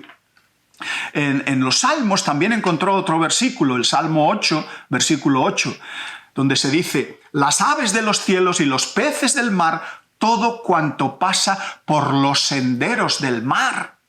Pero es que en el mar hay senderos. Este hombre creyó en la Biblia y descubrió las corrientes oceánicas que hoy conocemos perfectamente. Dejamos la oceanografía y nos vamos a la biología. La vida está en la sangre. Las ciencias médicas tardaron en reconocer que la sangre era en efecto la fuente de la vida, porque la sangre oxigena, la sangre purifica a todas las demás células del cuerpo y las mantiene vivas. Hoy sabemos que la hemoglobina de la sangre, que es una molécula de proteína, toma oxígeno en los pulmones, los distribuye por todas las células del cuerpo y, a su vez, recoge el dióxido de carbono, el CO2, de las células y lo expulsa a través de los pulmones. Hoy esto es bien conocido, pero no fue hasta el siglo XIII que un médico árabe llamado Ibn an-Nafis descubrió intuitivamente, porque en aquella época las disecciones estaban prohibidas, no se podía abrir ni siquiera los cadáveres. Entonces él dedujo eso teóricamente, que la sangre está en movimiento, que la sangre bombea desde el ventrículo derecho del corazón hasta que llega a los pulmones y de ahí pasa al ventrículo izquierdo, donde es enviada de nuevo al resto del cuerpo. Eso ya lo dijo este hombre en el siglo XIII, pero nadie le creyó. Tuvieron que pasar varios siglos, hasta el siglo XVI, en que un español llamado Miguel Servet tuvo acceso a una traducción del libro de este árabe y volvió a creer que la sangre circulaba y lo dijo.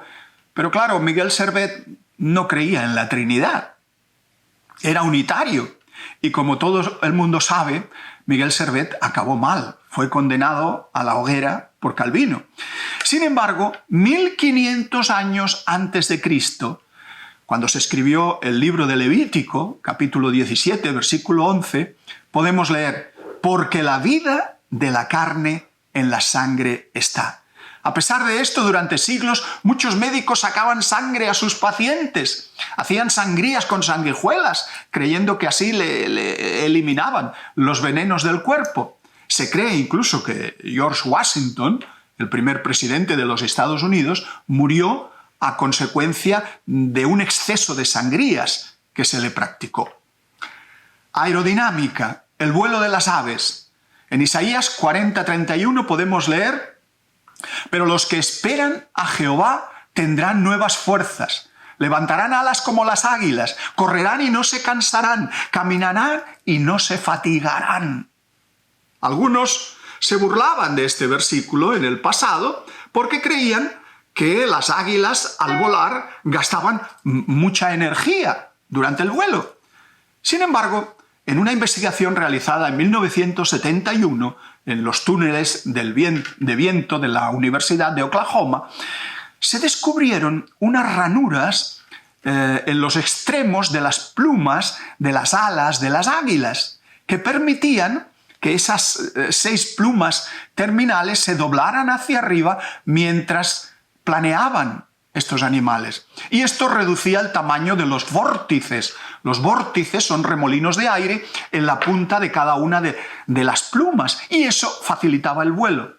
Con esta acción se reducía la fricción del aire, permitiendo que las águilas y todas las demás aves rapaces pudieran desplazarse durante muchos kilómetros sin necesidad de mover las alas ni de gastar energía. En la actualidad, muchas compañías aéreas han doblado hacia arriba los extremos de las alas de sus aeronaves comerciales.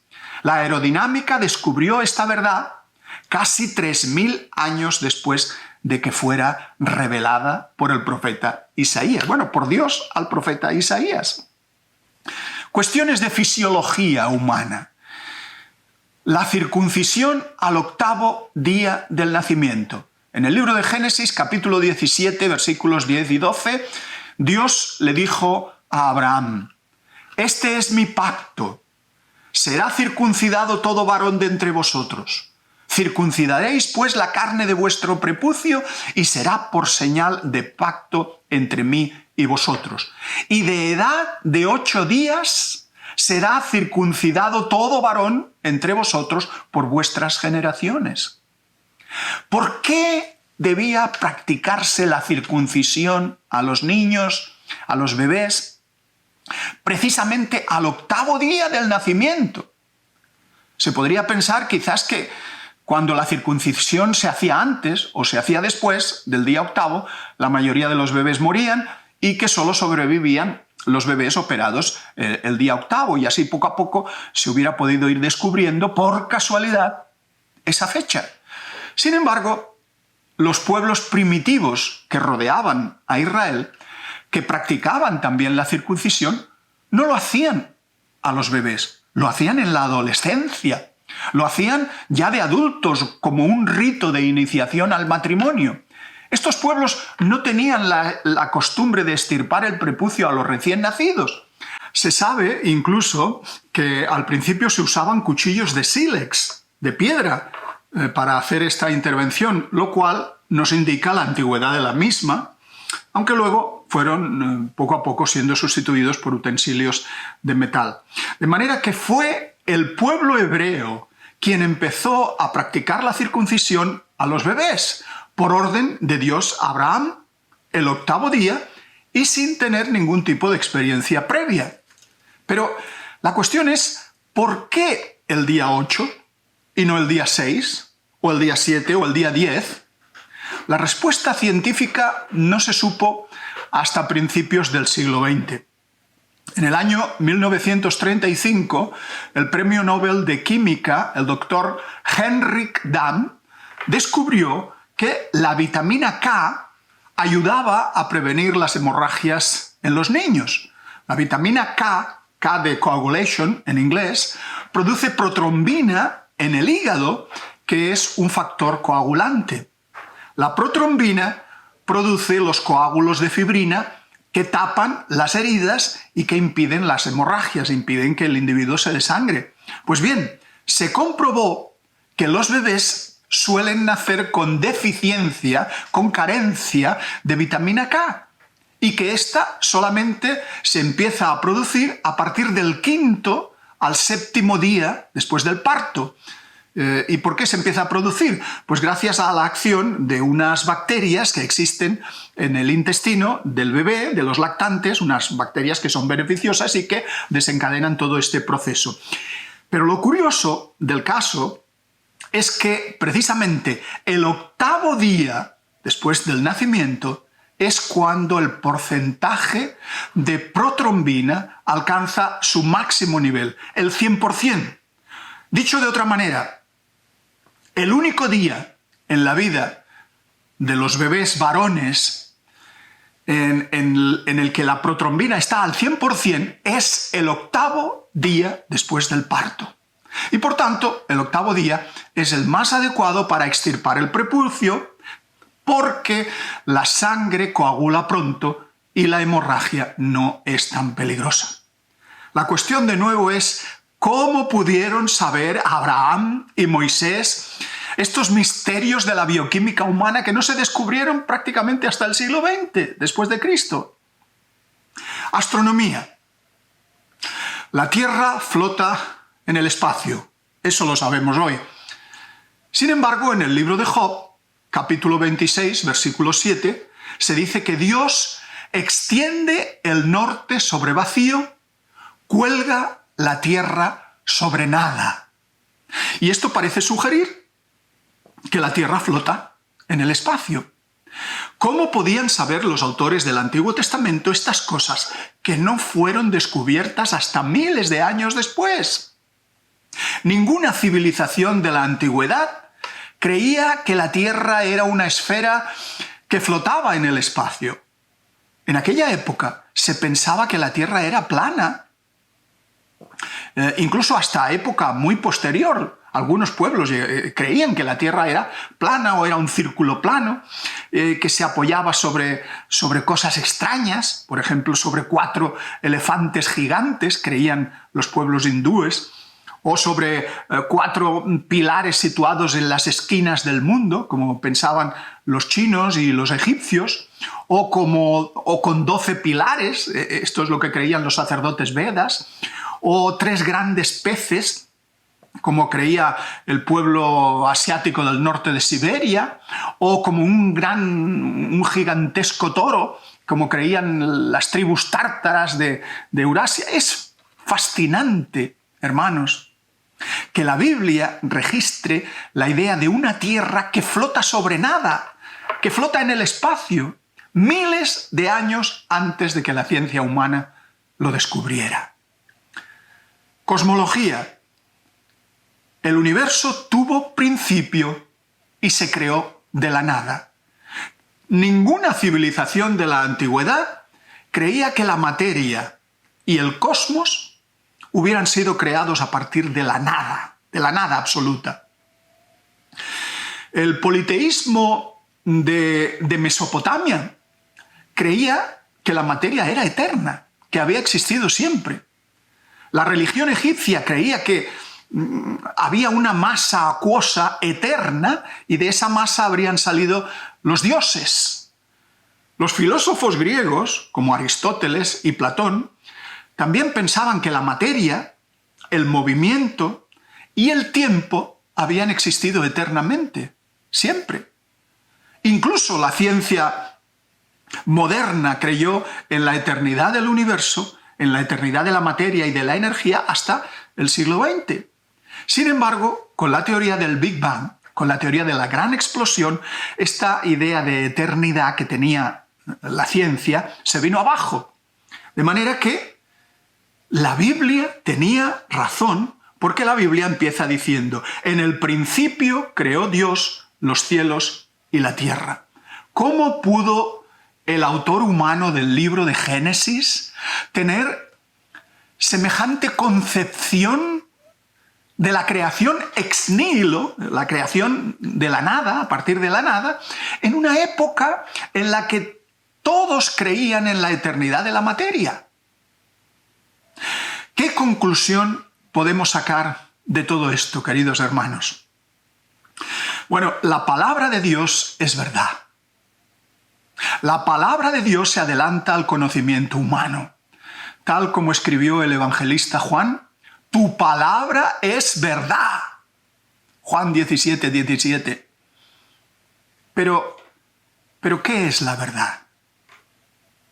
La verdad de Dios, a la que se refiere la Escritura, se llama Jesucristo. Jesucristo es la verdad de Dios. El Cristo verdad es donde se ha dado a conocer el Padre, el Dios creador. Y es también en Él, en Jesús, en Jesucristo, donde se nos ha abierto a todos los humanos la posibilidad de vivir plenamente como hijos de Dios. Muchas gracias por su amable atención y que Dios les bendiga ricamente en sus ministerios. Que así sea. Antes de concluir Cumivin 2022, tenemos al pastor Carlos Vázquez, que ha tomado la herramienta de Einstein para formar pastores rurales de Honduras, con enorme éxito y que dan una aplicación personal a esta cumbre. Hermanos, muy buen día. Bienvenidos a Cumivin. Yo soy el pastor Carlos Vázquez y me encuentro aquí a 70 kilómetros al sur de Tegucigalpa, capital de Honduras, Centroamérica. Y los he traído hasta aquí, hasta esta montaña, porque allá abajo, en esta aldeíta, en este pequeño pueblito, quiero enseñarle la historia de un niño. Que en la historia de ese niño que nació en unas situaciones un tanto adversas, pero la historia de este niño nos va a servir para comprender lo que ha sido el centro de toda esta conferencia, que es: la Biblia tiene la razón. Sí, la Biblia siempre tiene la razón. Que la Biblia es infalible, que la Biblia es perfecta, que esta Biblia es la palabra de Dios, que esta Biblia es Dios hecho letras, y que sobre todo este libro es un libro de propósitos. Así que no le tomaré mucho tiempo, acompáñeme. Hermanos, muy buenas tardes. Me encuentro aquí, pues, donde nació ese niño del que les quiero hablar, de esa historia fascinante.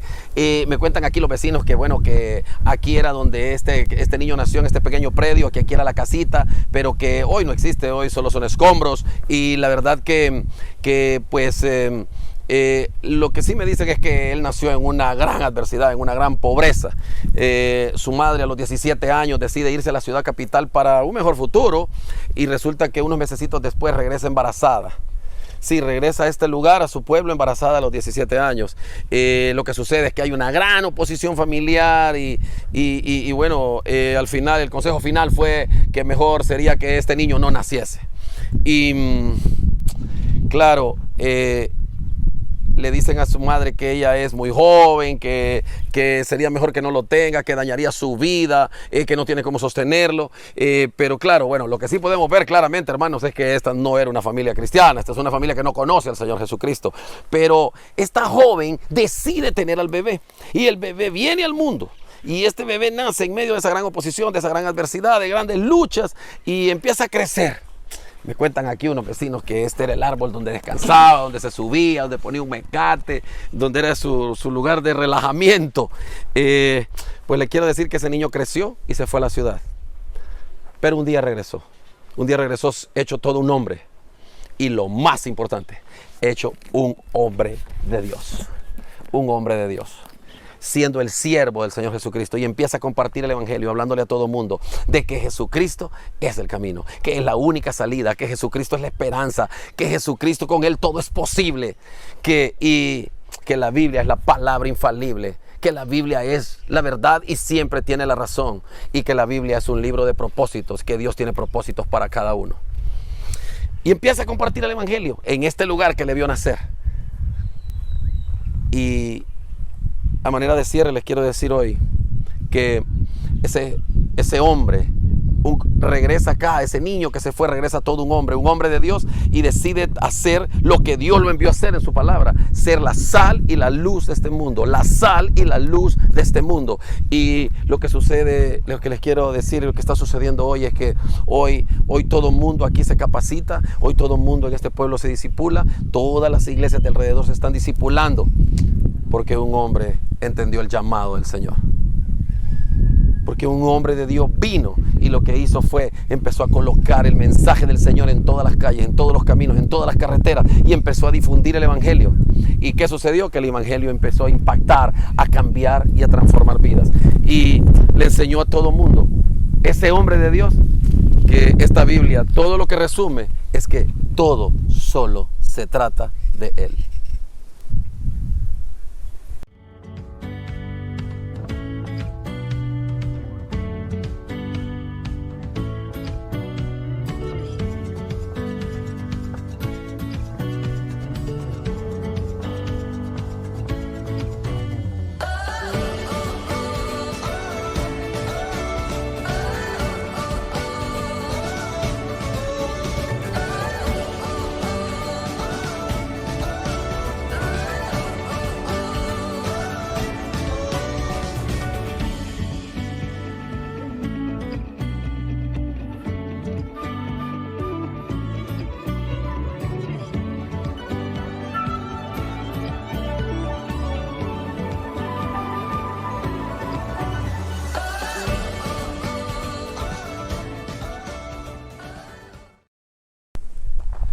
Hermanos, buen día. Me encuentro aquí en esta carretera y estamos listos para instalar esta valla poderosa que dice que la Biblia siempre tiene la razón. Y antes de despedirme, yo quisiera decirles que el centro de toda esta conferencia, de todo lo que ha sido estas enseñanzas, eres tú. Tú que me miras, a lo mejor no sé dónde tú estés, en qué país del mundo estés, en las situaciones que te encuentres, en las vicisitudes que estés o hayas pasado. Yo te quiero decir que tú eres importante para Dios. Que la Biblia dice en el libro de Efesios 2:10 que tú, sí, tú que me miras, tú eres hechura mía, hecho en Cristo Jesús para buenas obras, las cuales Él preparó de antemano para que anduvieses en ellas. En pocas palabras, lo que está diciendo es que tú fuiste hecho en el taller del maestro. O sea que el Señor tiene un plan diseñado y hay un camino pavimentado en el que tú debes andar. La Biblia dice también que tu nombre yo lo tengo tallado en la palma de mi mano. Sí, tu nombre el Señor lo tiene tallado en la palma de su mano. Tú que has nacido de nuevo, dice Hechos 1:8, y recibiréis poder cuando haya venido sobre vosotros el Espíritu Santo, y me seréis testigos en Judea, Jerusalén, en Samaria y hasta lo último de la tierra. Así que tú tienes ese dunamis, ese poder que ha venido de lo alto. Así que Dios te hizo para que seas la sal y la luz de este mundo. Sí, me escuchó bien, la sal y la luz de este mundo. Esa es tu tarea, mi hermano. Esa es tu tarea. Y tal vez tú me digas, oye, hermano Carlos, pero mire, yo no tengo esos dones. Yo no soy como Jonathan Edwards. Yo no soy como Charles Spurgeon. Sí, esos son grandes hombres de Dios. Pero a lo mejor tú no seas un gran teólogo, tú no seas un gran apologista, tú no seas un gran exégeta. Pero lo que sí te quiero decir es que esta Biblia dice que tú fuiste hecho en el taller del maestro. Y esta Biblia, como dice este banner, siempre tiene la razón. Y esta Biblia dice que tú no eres un accidente, que tú estás en este mundo porque el Dios Todopoderoso así lo designó y tiene una tarea para ti. Y además te está diciendo que hay un propósito específico para tu vida. Así como hubo un propósito para ese niño ahí abajo, así como hubo un propósito para todas estas comunidades, así hay un propósito para tu vida. Yo te quiero decir que, hablando de propósito, Dios le dijo a Jeremías antes de formar el mundo, antes de colocar el sol, las estrellas, la luna, antes de formar todo el universo, yo te había escogido a ti, Jeremías. Y se lo dijo a Moisés, y se lo dijo a Isaías, y se lo dijo a Gedeón. Y en Gedeón es increíble porque a Gedeón le dice, varón valiente y esforzado. Y Gedeón está escondido. Entonces, las mismas palabras te dice hoy a ti en esta palabra. Porque esta Biblia tiene la razón y siempre tendrá la razón. Las mismas palabras Dios te está diciendo a ti. Antes de que yo colocara este sol radiante que está acá, antes de que yo formara el mundo, yo te había escogido a ti para que seas sal y luz. Sal y luz. Hoy aquí en Comivín se te ha equipado, te han dado ideas, se te ha edificado para que tomes estas ideas, toma lo que has recibido hoy y úsalo para el Señor. Además, Dios te ha capacitado a ti, mi hermano, con dones, con recursos, con talentos. Entonces, toma lo que Dios te ha dado.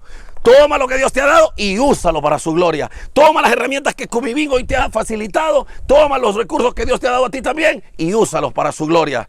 No vayas a olvidar que tú eres importante para el Señor. Así que toma lo que tú tienes y úsalo para el Señor. Te quiero hablar de personas que tenían algo. Mira, Moisés tenía un palo, Elías tenía un manto, David tenía una onda y todos lo usaron para su gloria. Así que, ¿qué tienes tú? Tú estás lleno de herramientas. Así que toma lo que tú tienes y úsalo para el Señor. Úsalo para su gloria. Tú eres importante para Dios. Hay personas que están esperando lo que tú tienes. Dios te diseñó para edificar a otros. Y Dios te dice, yo estoy contigo. Porque la Biblia siempre tiene la razón. Y sabes que siempre tendrá la razón. Yo te puedo dar fe de eso hoy. Porque ese niño del que hablamos soy yo. Porque la Biblia siempre tiene la razón. Así que toma lo que tú tienes.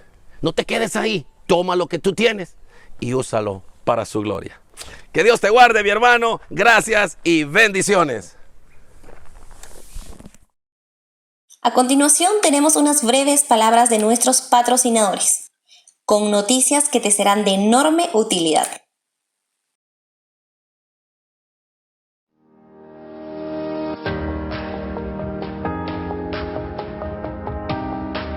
Si deseas prepararte para servir a Dios con mayor capacidad, conocimiento y excelencia ahí donde estás, a un precio asombrosamente accesible, con un programa que cuenta con miles de personas satisfechas y transformadas en todo el mundo y que han experimentado lo que tú deseas, no necesitas buscar más. Si amas la palabra de Dios y deseas interpretarla con acierto, aplicarla mejor y aprender lo más esencial para servir a Dios, aquí tienes algo que no te puedes perder. ¿Qué es INSTE? El Instituto Teológico por Extensión INSTE está sirviendo a personas como tú desde 1982 para que puedas tener la preparación bíblica y teológica que necesitas. Para ello, recibirás ahí donde estás materiales con una riqueza que te asombrará, preparados por especialistas que han dedicado más de 25 años para beneficiarte. Nuestra metodología tiene un plan de estudio sencillo. Estudia 5 días a la semana tus asignaturas y una vez por semana te reunirás con tu grupo para discutir lo que estudiaste. Ese grupo lo coordina un cristiano maduro de tu congregación, que te animará y apoyará en tu proceso de crecimiento. Pero tú tendrás el papel principal en todos tus estudios, porque al fin de cuentas eres tú la persona más interesada en tu proceso de crecimiento en el Señor. ¿Quiénes pueden estudiar? Personas que tienen deseos de crecer en su relación con Dios, que quieren servir a Dios con mayor efectividad, que aman la palabra de Dios y se han propuesto profundizar en ella. Pueden ser jóvenes, mujeres, hombres, líderes y pastores.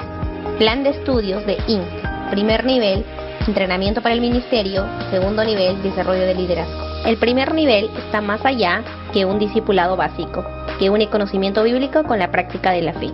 Este consta de 4 cursos: Discipulado 1, Discipulado 2, Antiguo Testamento y Nuevo Testamento.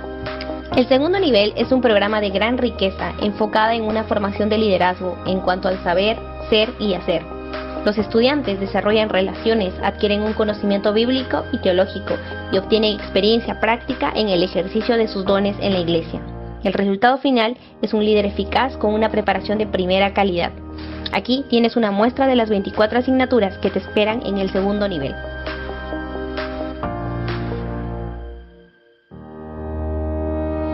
¿Qué esperas? Ven a descubrir todos los beneficios que INSTE tiene para ti.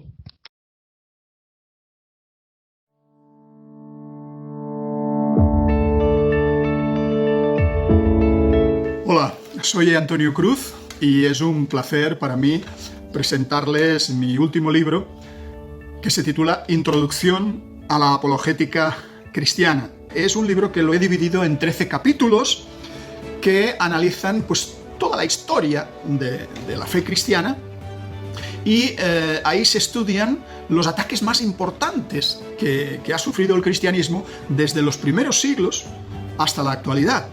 Y se hace un énfasis especial en los principales argumentos acerca de la existencia de Dios, el argumento cosmológico, el argumento del diseño, el argumento moral. Se analiza también el problema del mal, el problema de la teodicea, cómo explicar el mal en el mundo, si hay un Dios bueno que lo ha creado todo bien, ¿por qué existe el mal? Y se dedican 4 capítulos a la relación contemporánea que hay entre la ciencia y la fe cristiana. Temas como el origen del universo, el origen de la vida, la teoría neodarwinista de la evolución frente a la teología cristiana, etcétera, etcétera.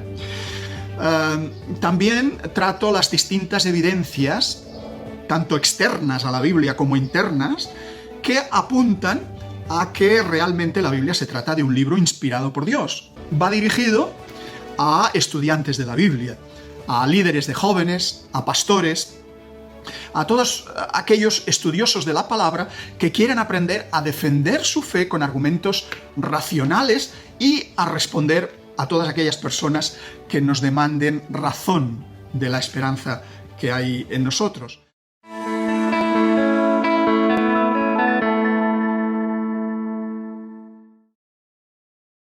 Qué bendición haber participado en la Cumbre Iberoamericana de Influenciadores 2022. Confiamos que esto te haya enriquecido enormemente, tanto en lo espiritual como en lo intelectual. Esperamos que abraces la palabra de Dios con renovada confianza y compromiso. Y oramos que Dios te use grandemente con lo que has recibido hoy.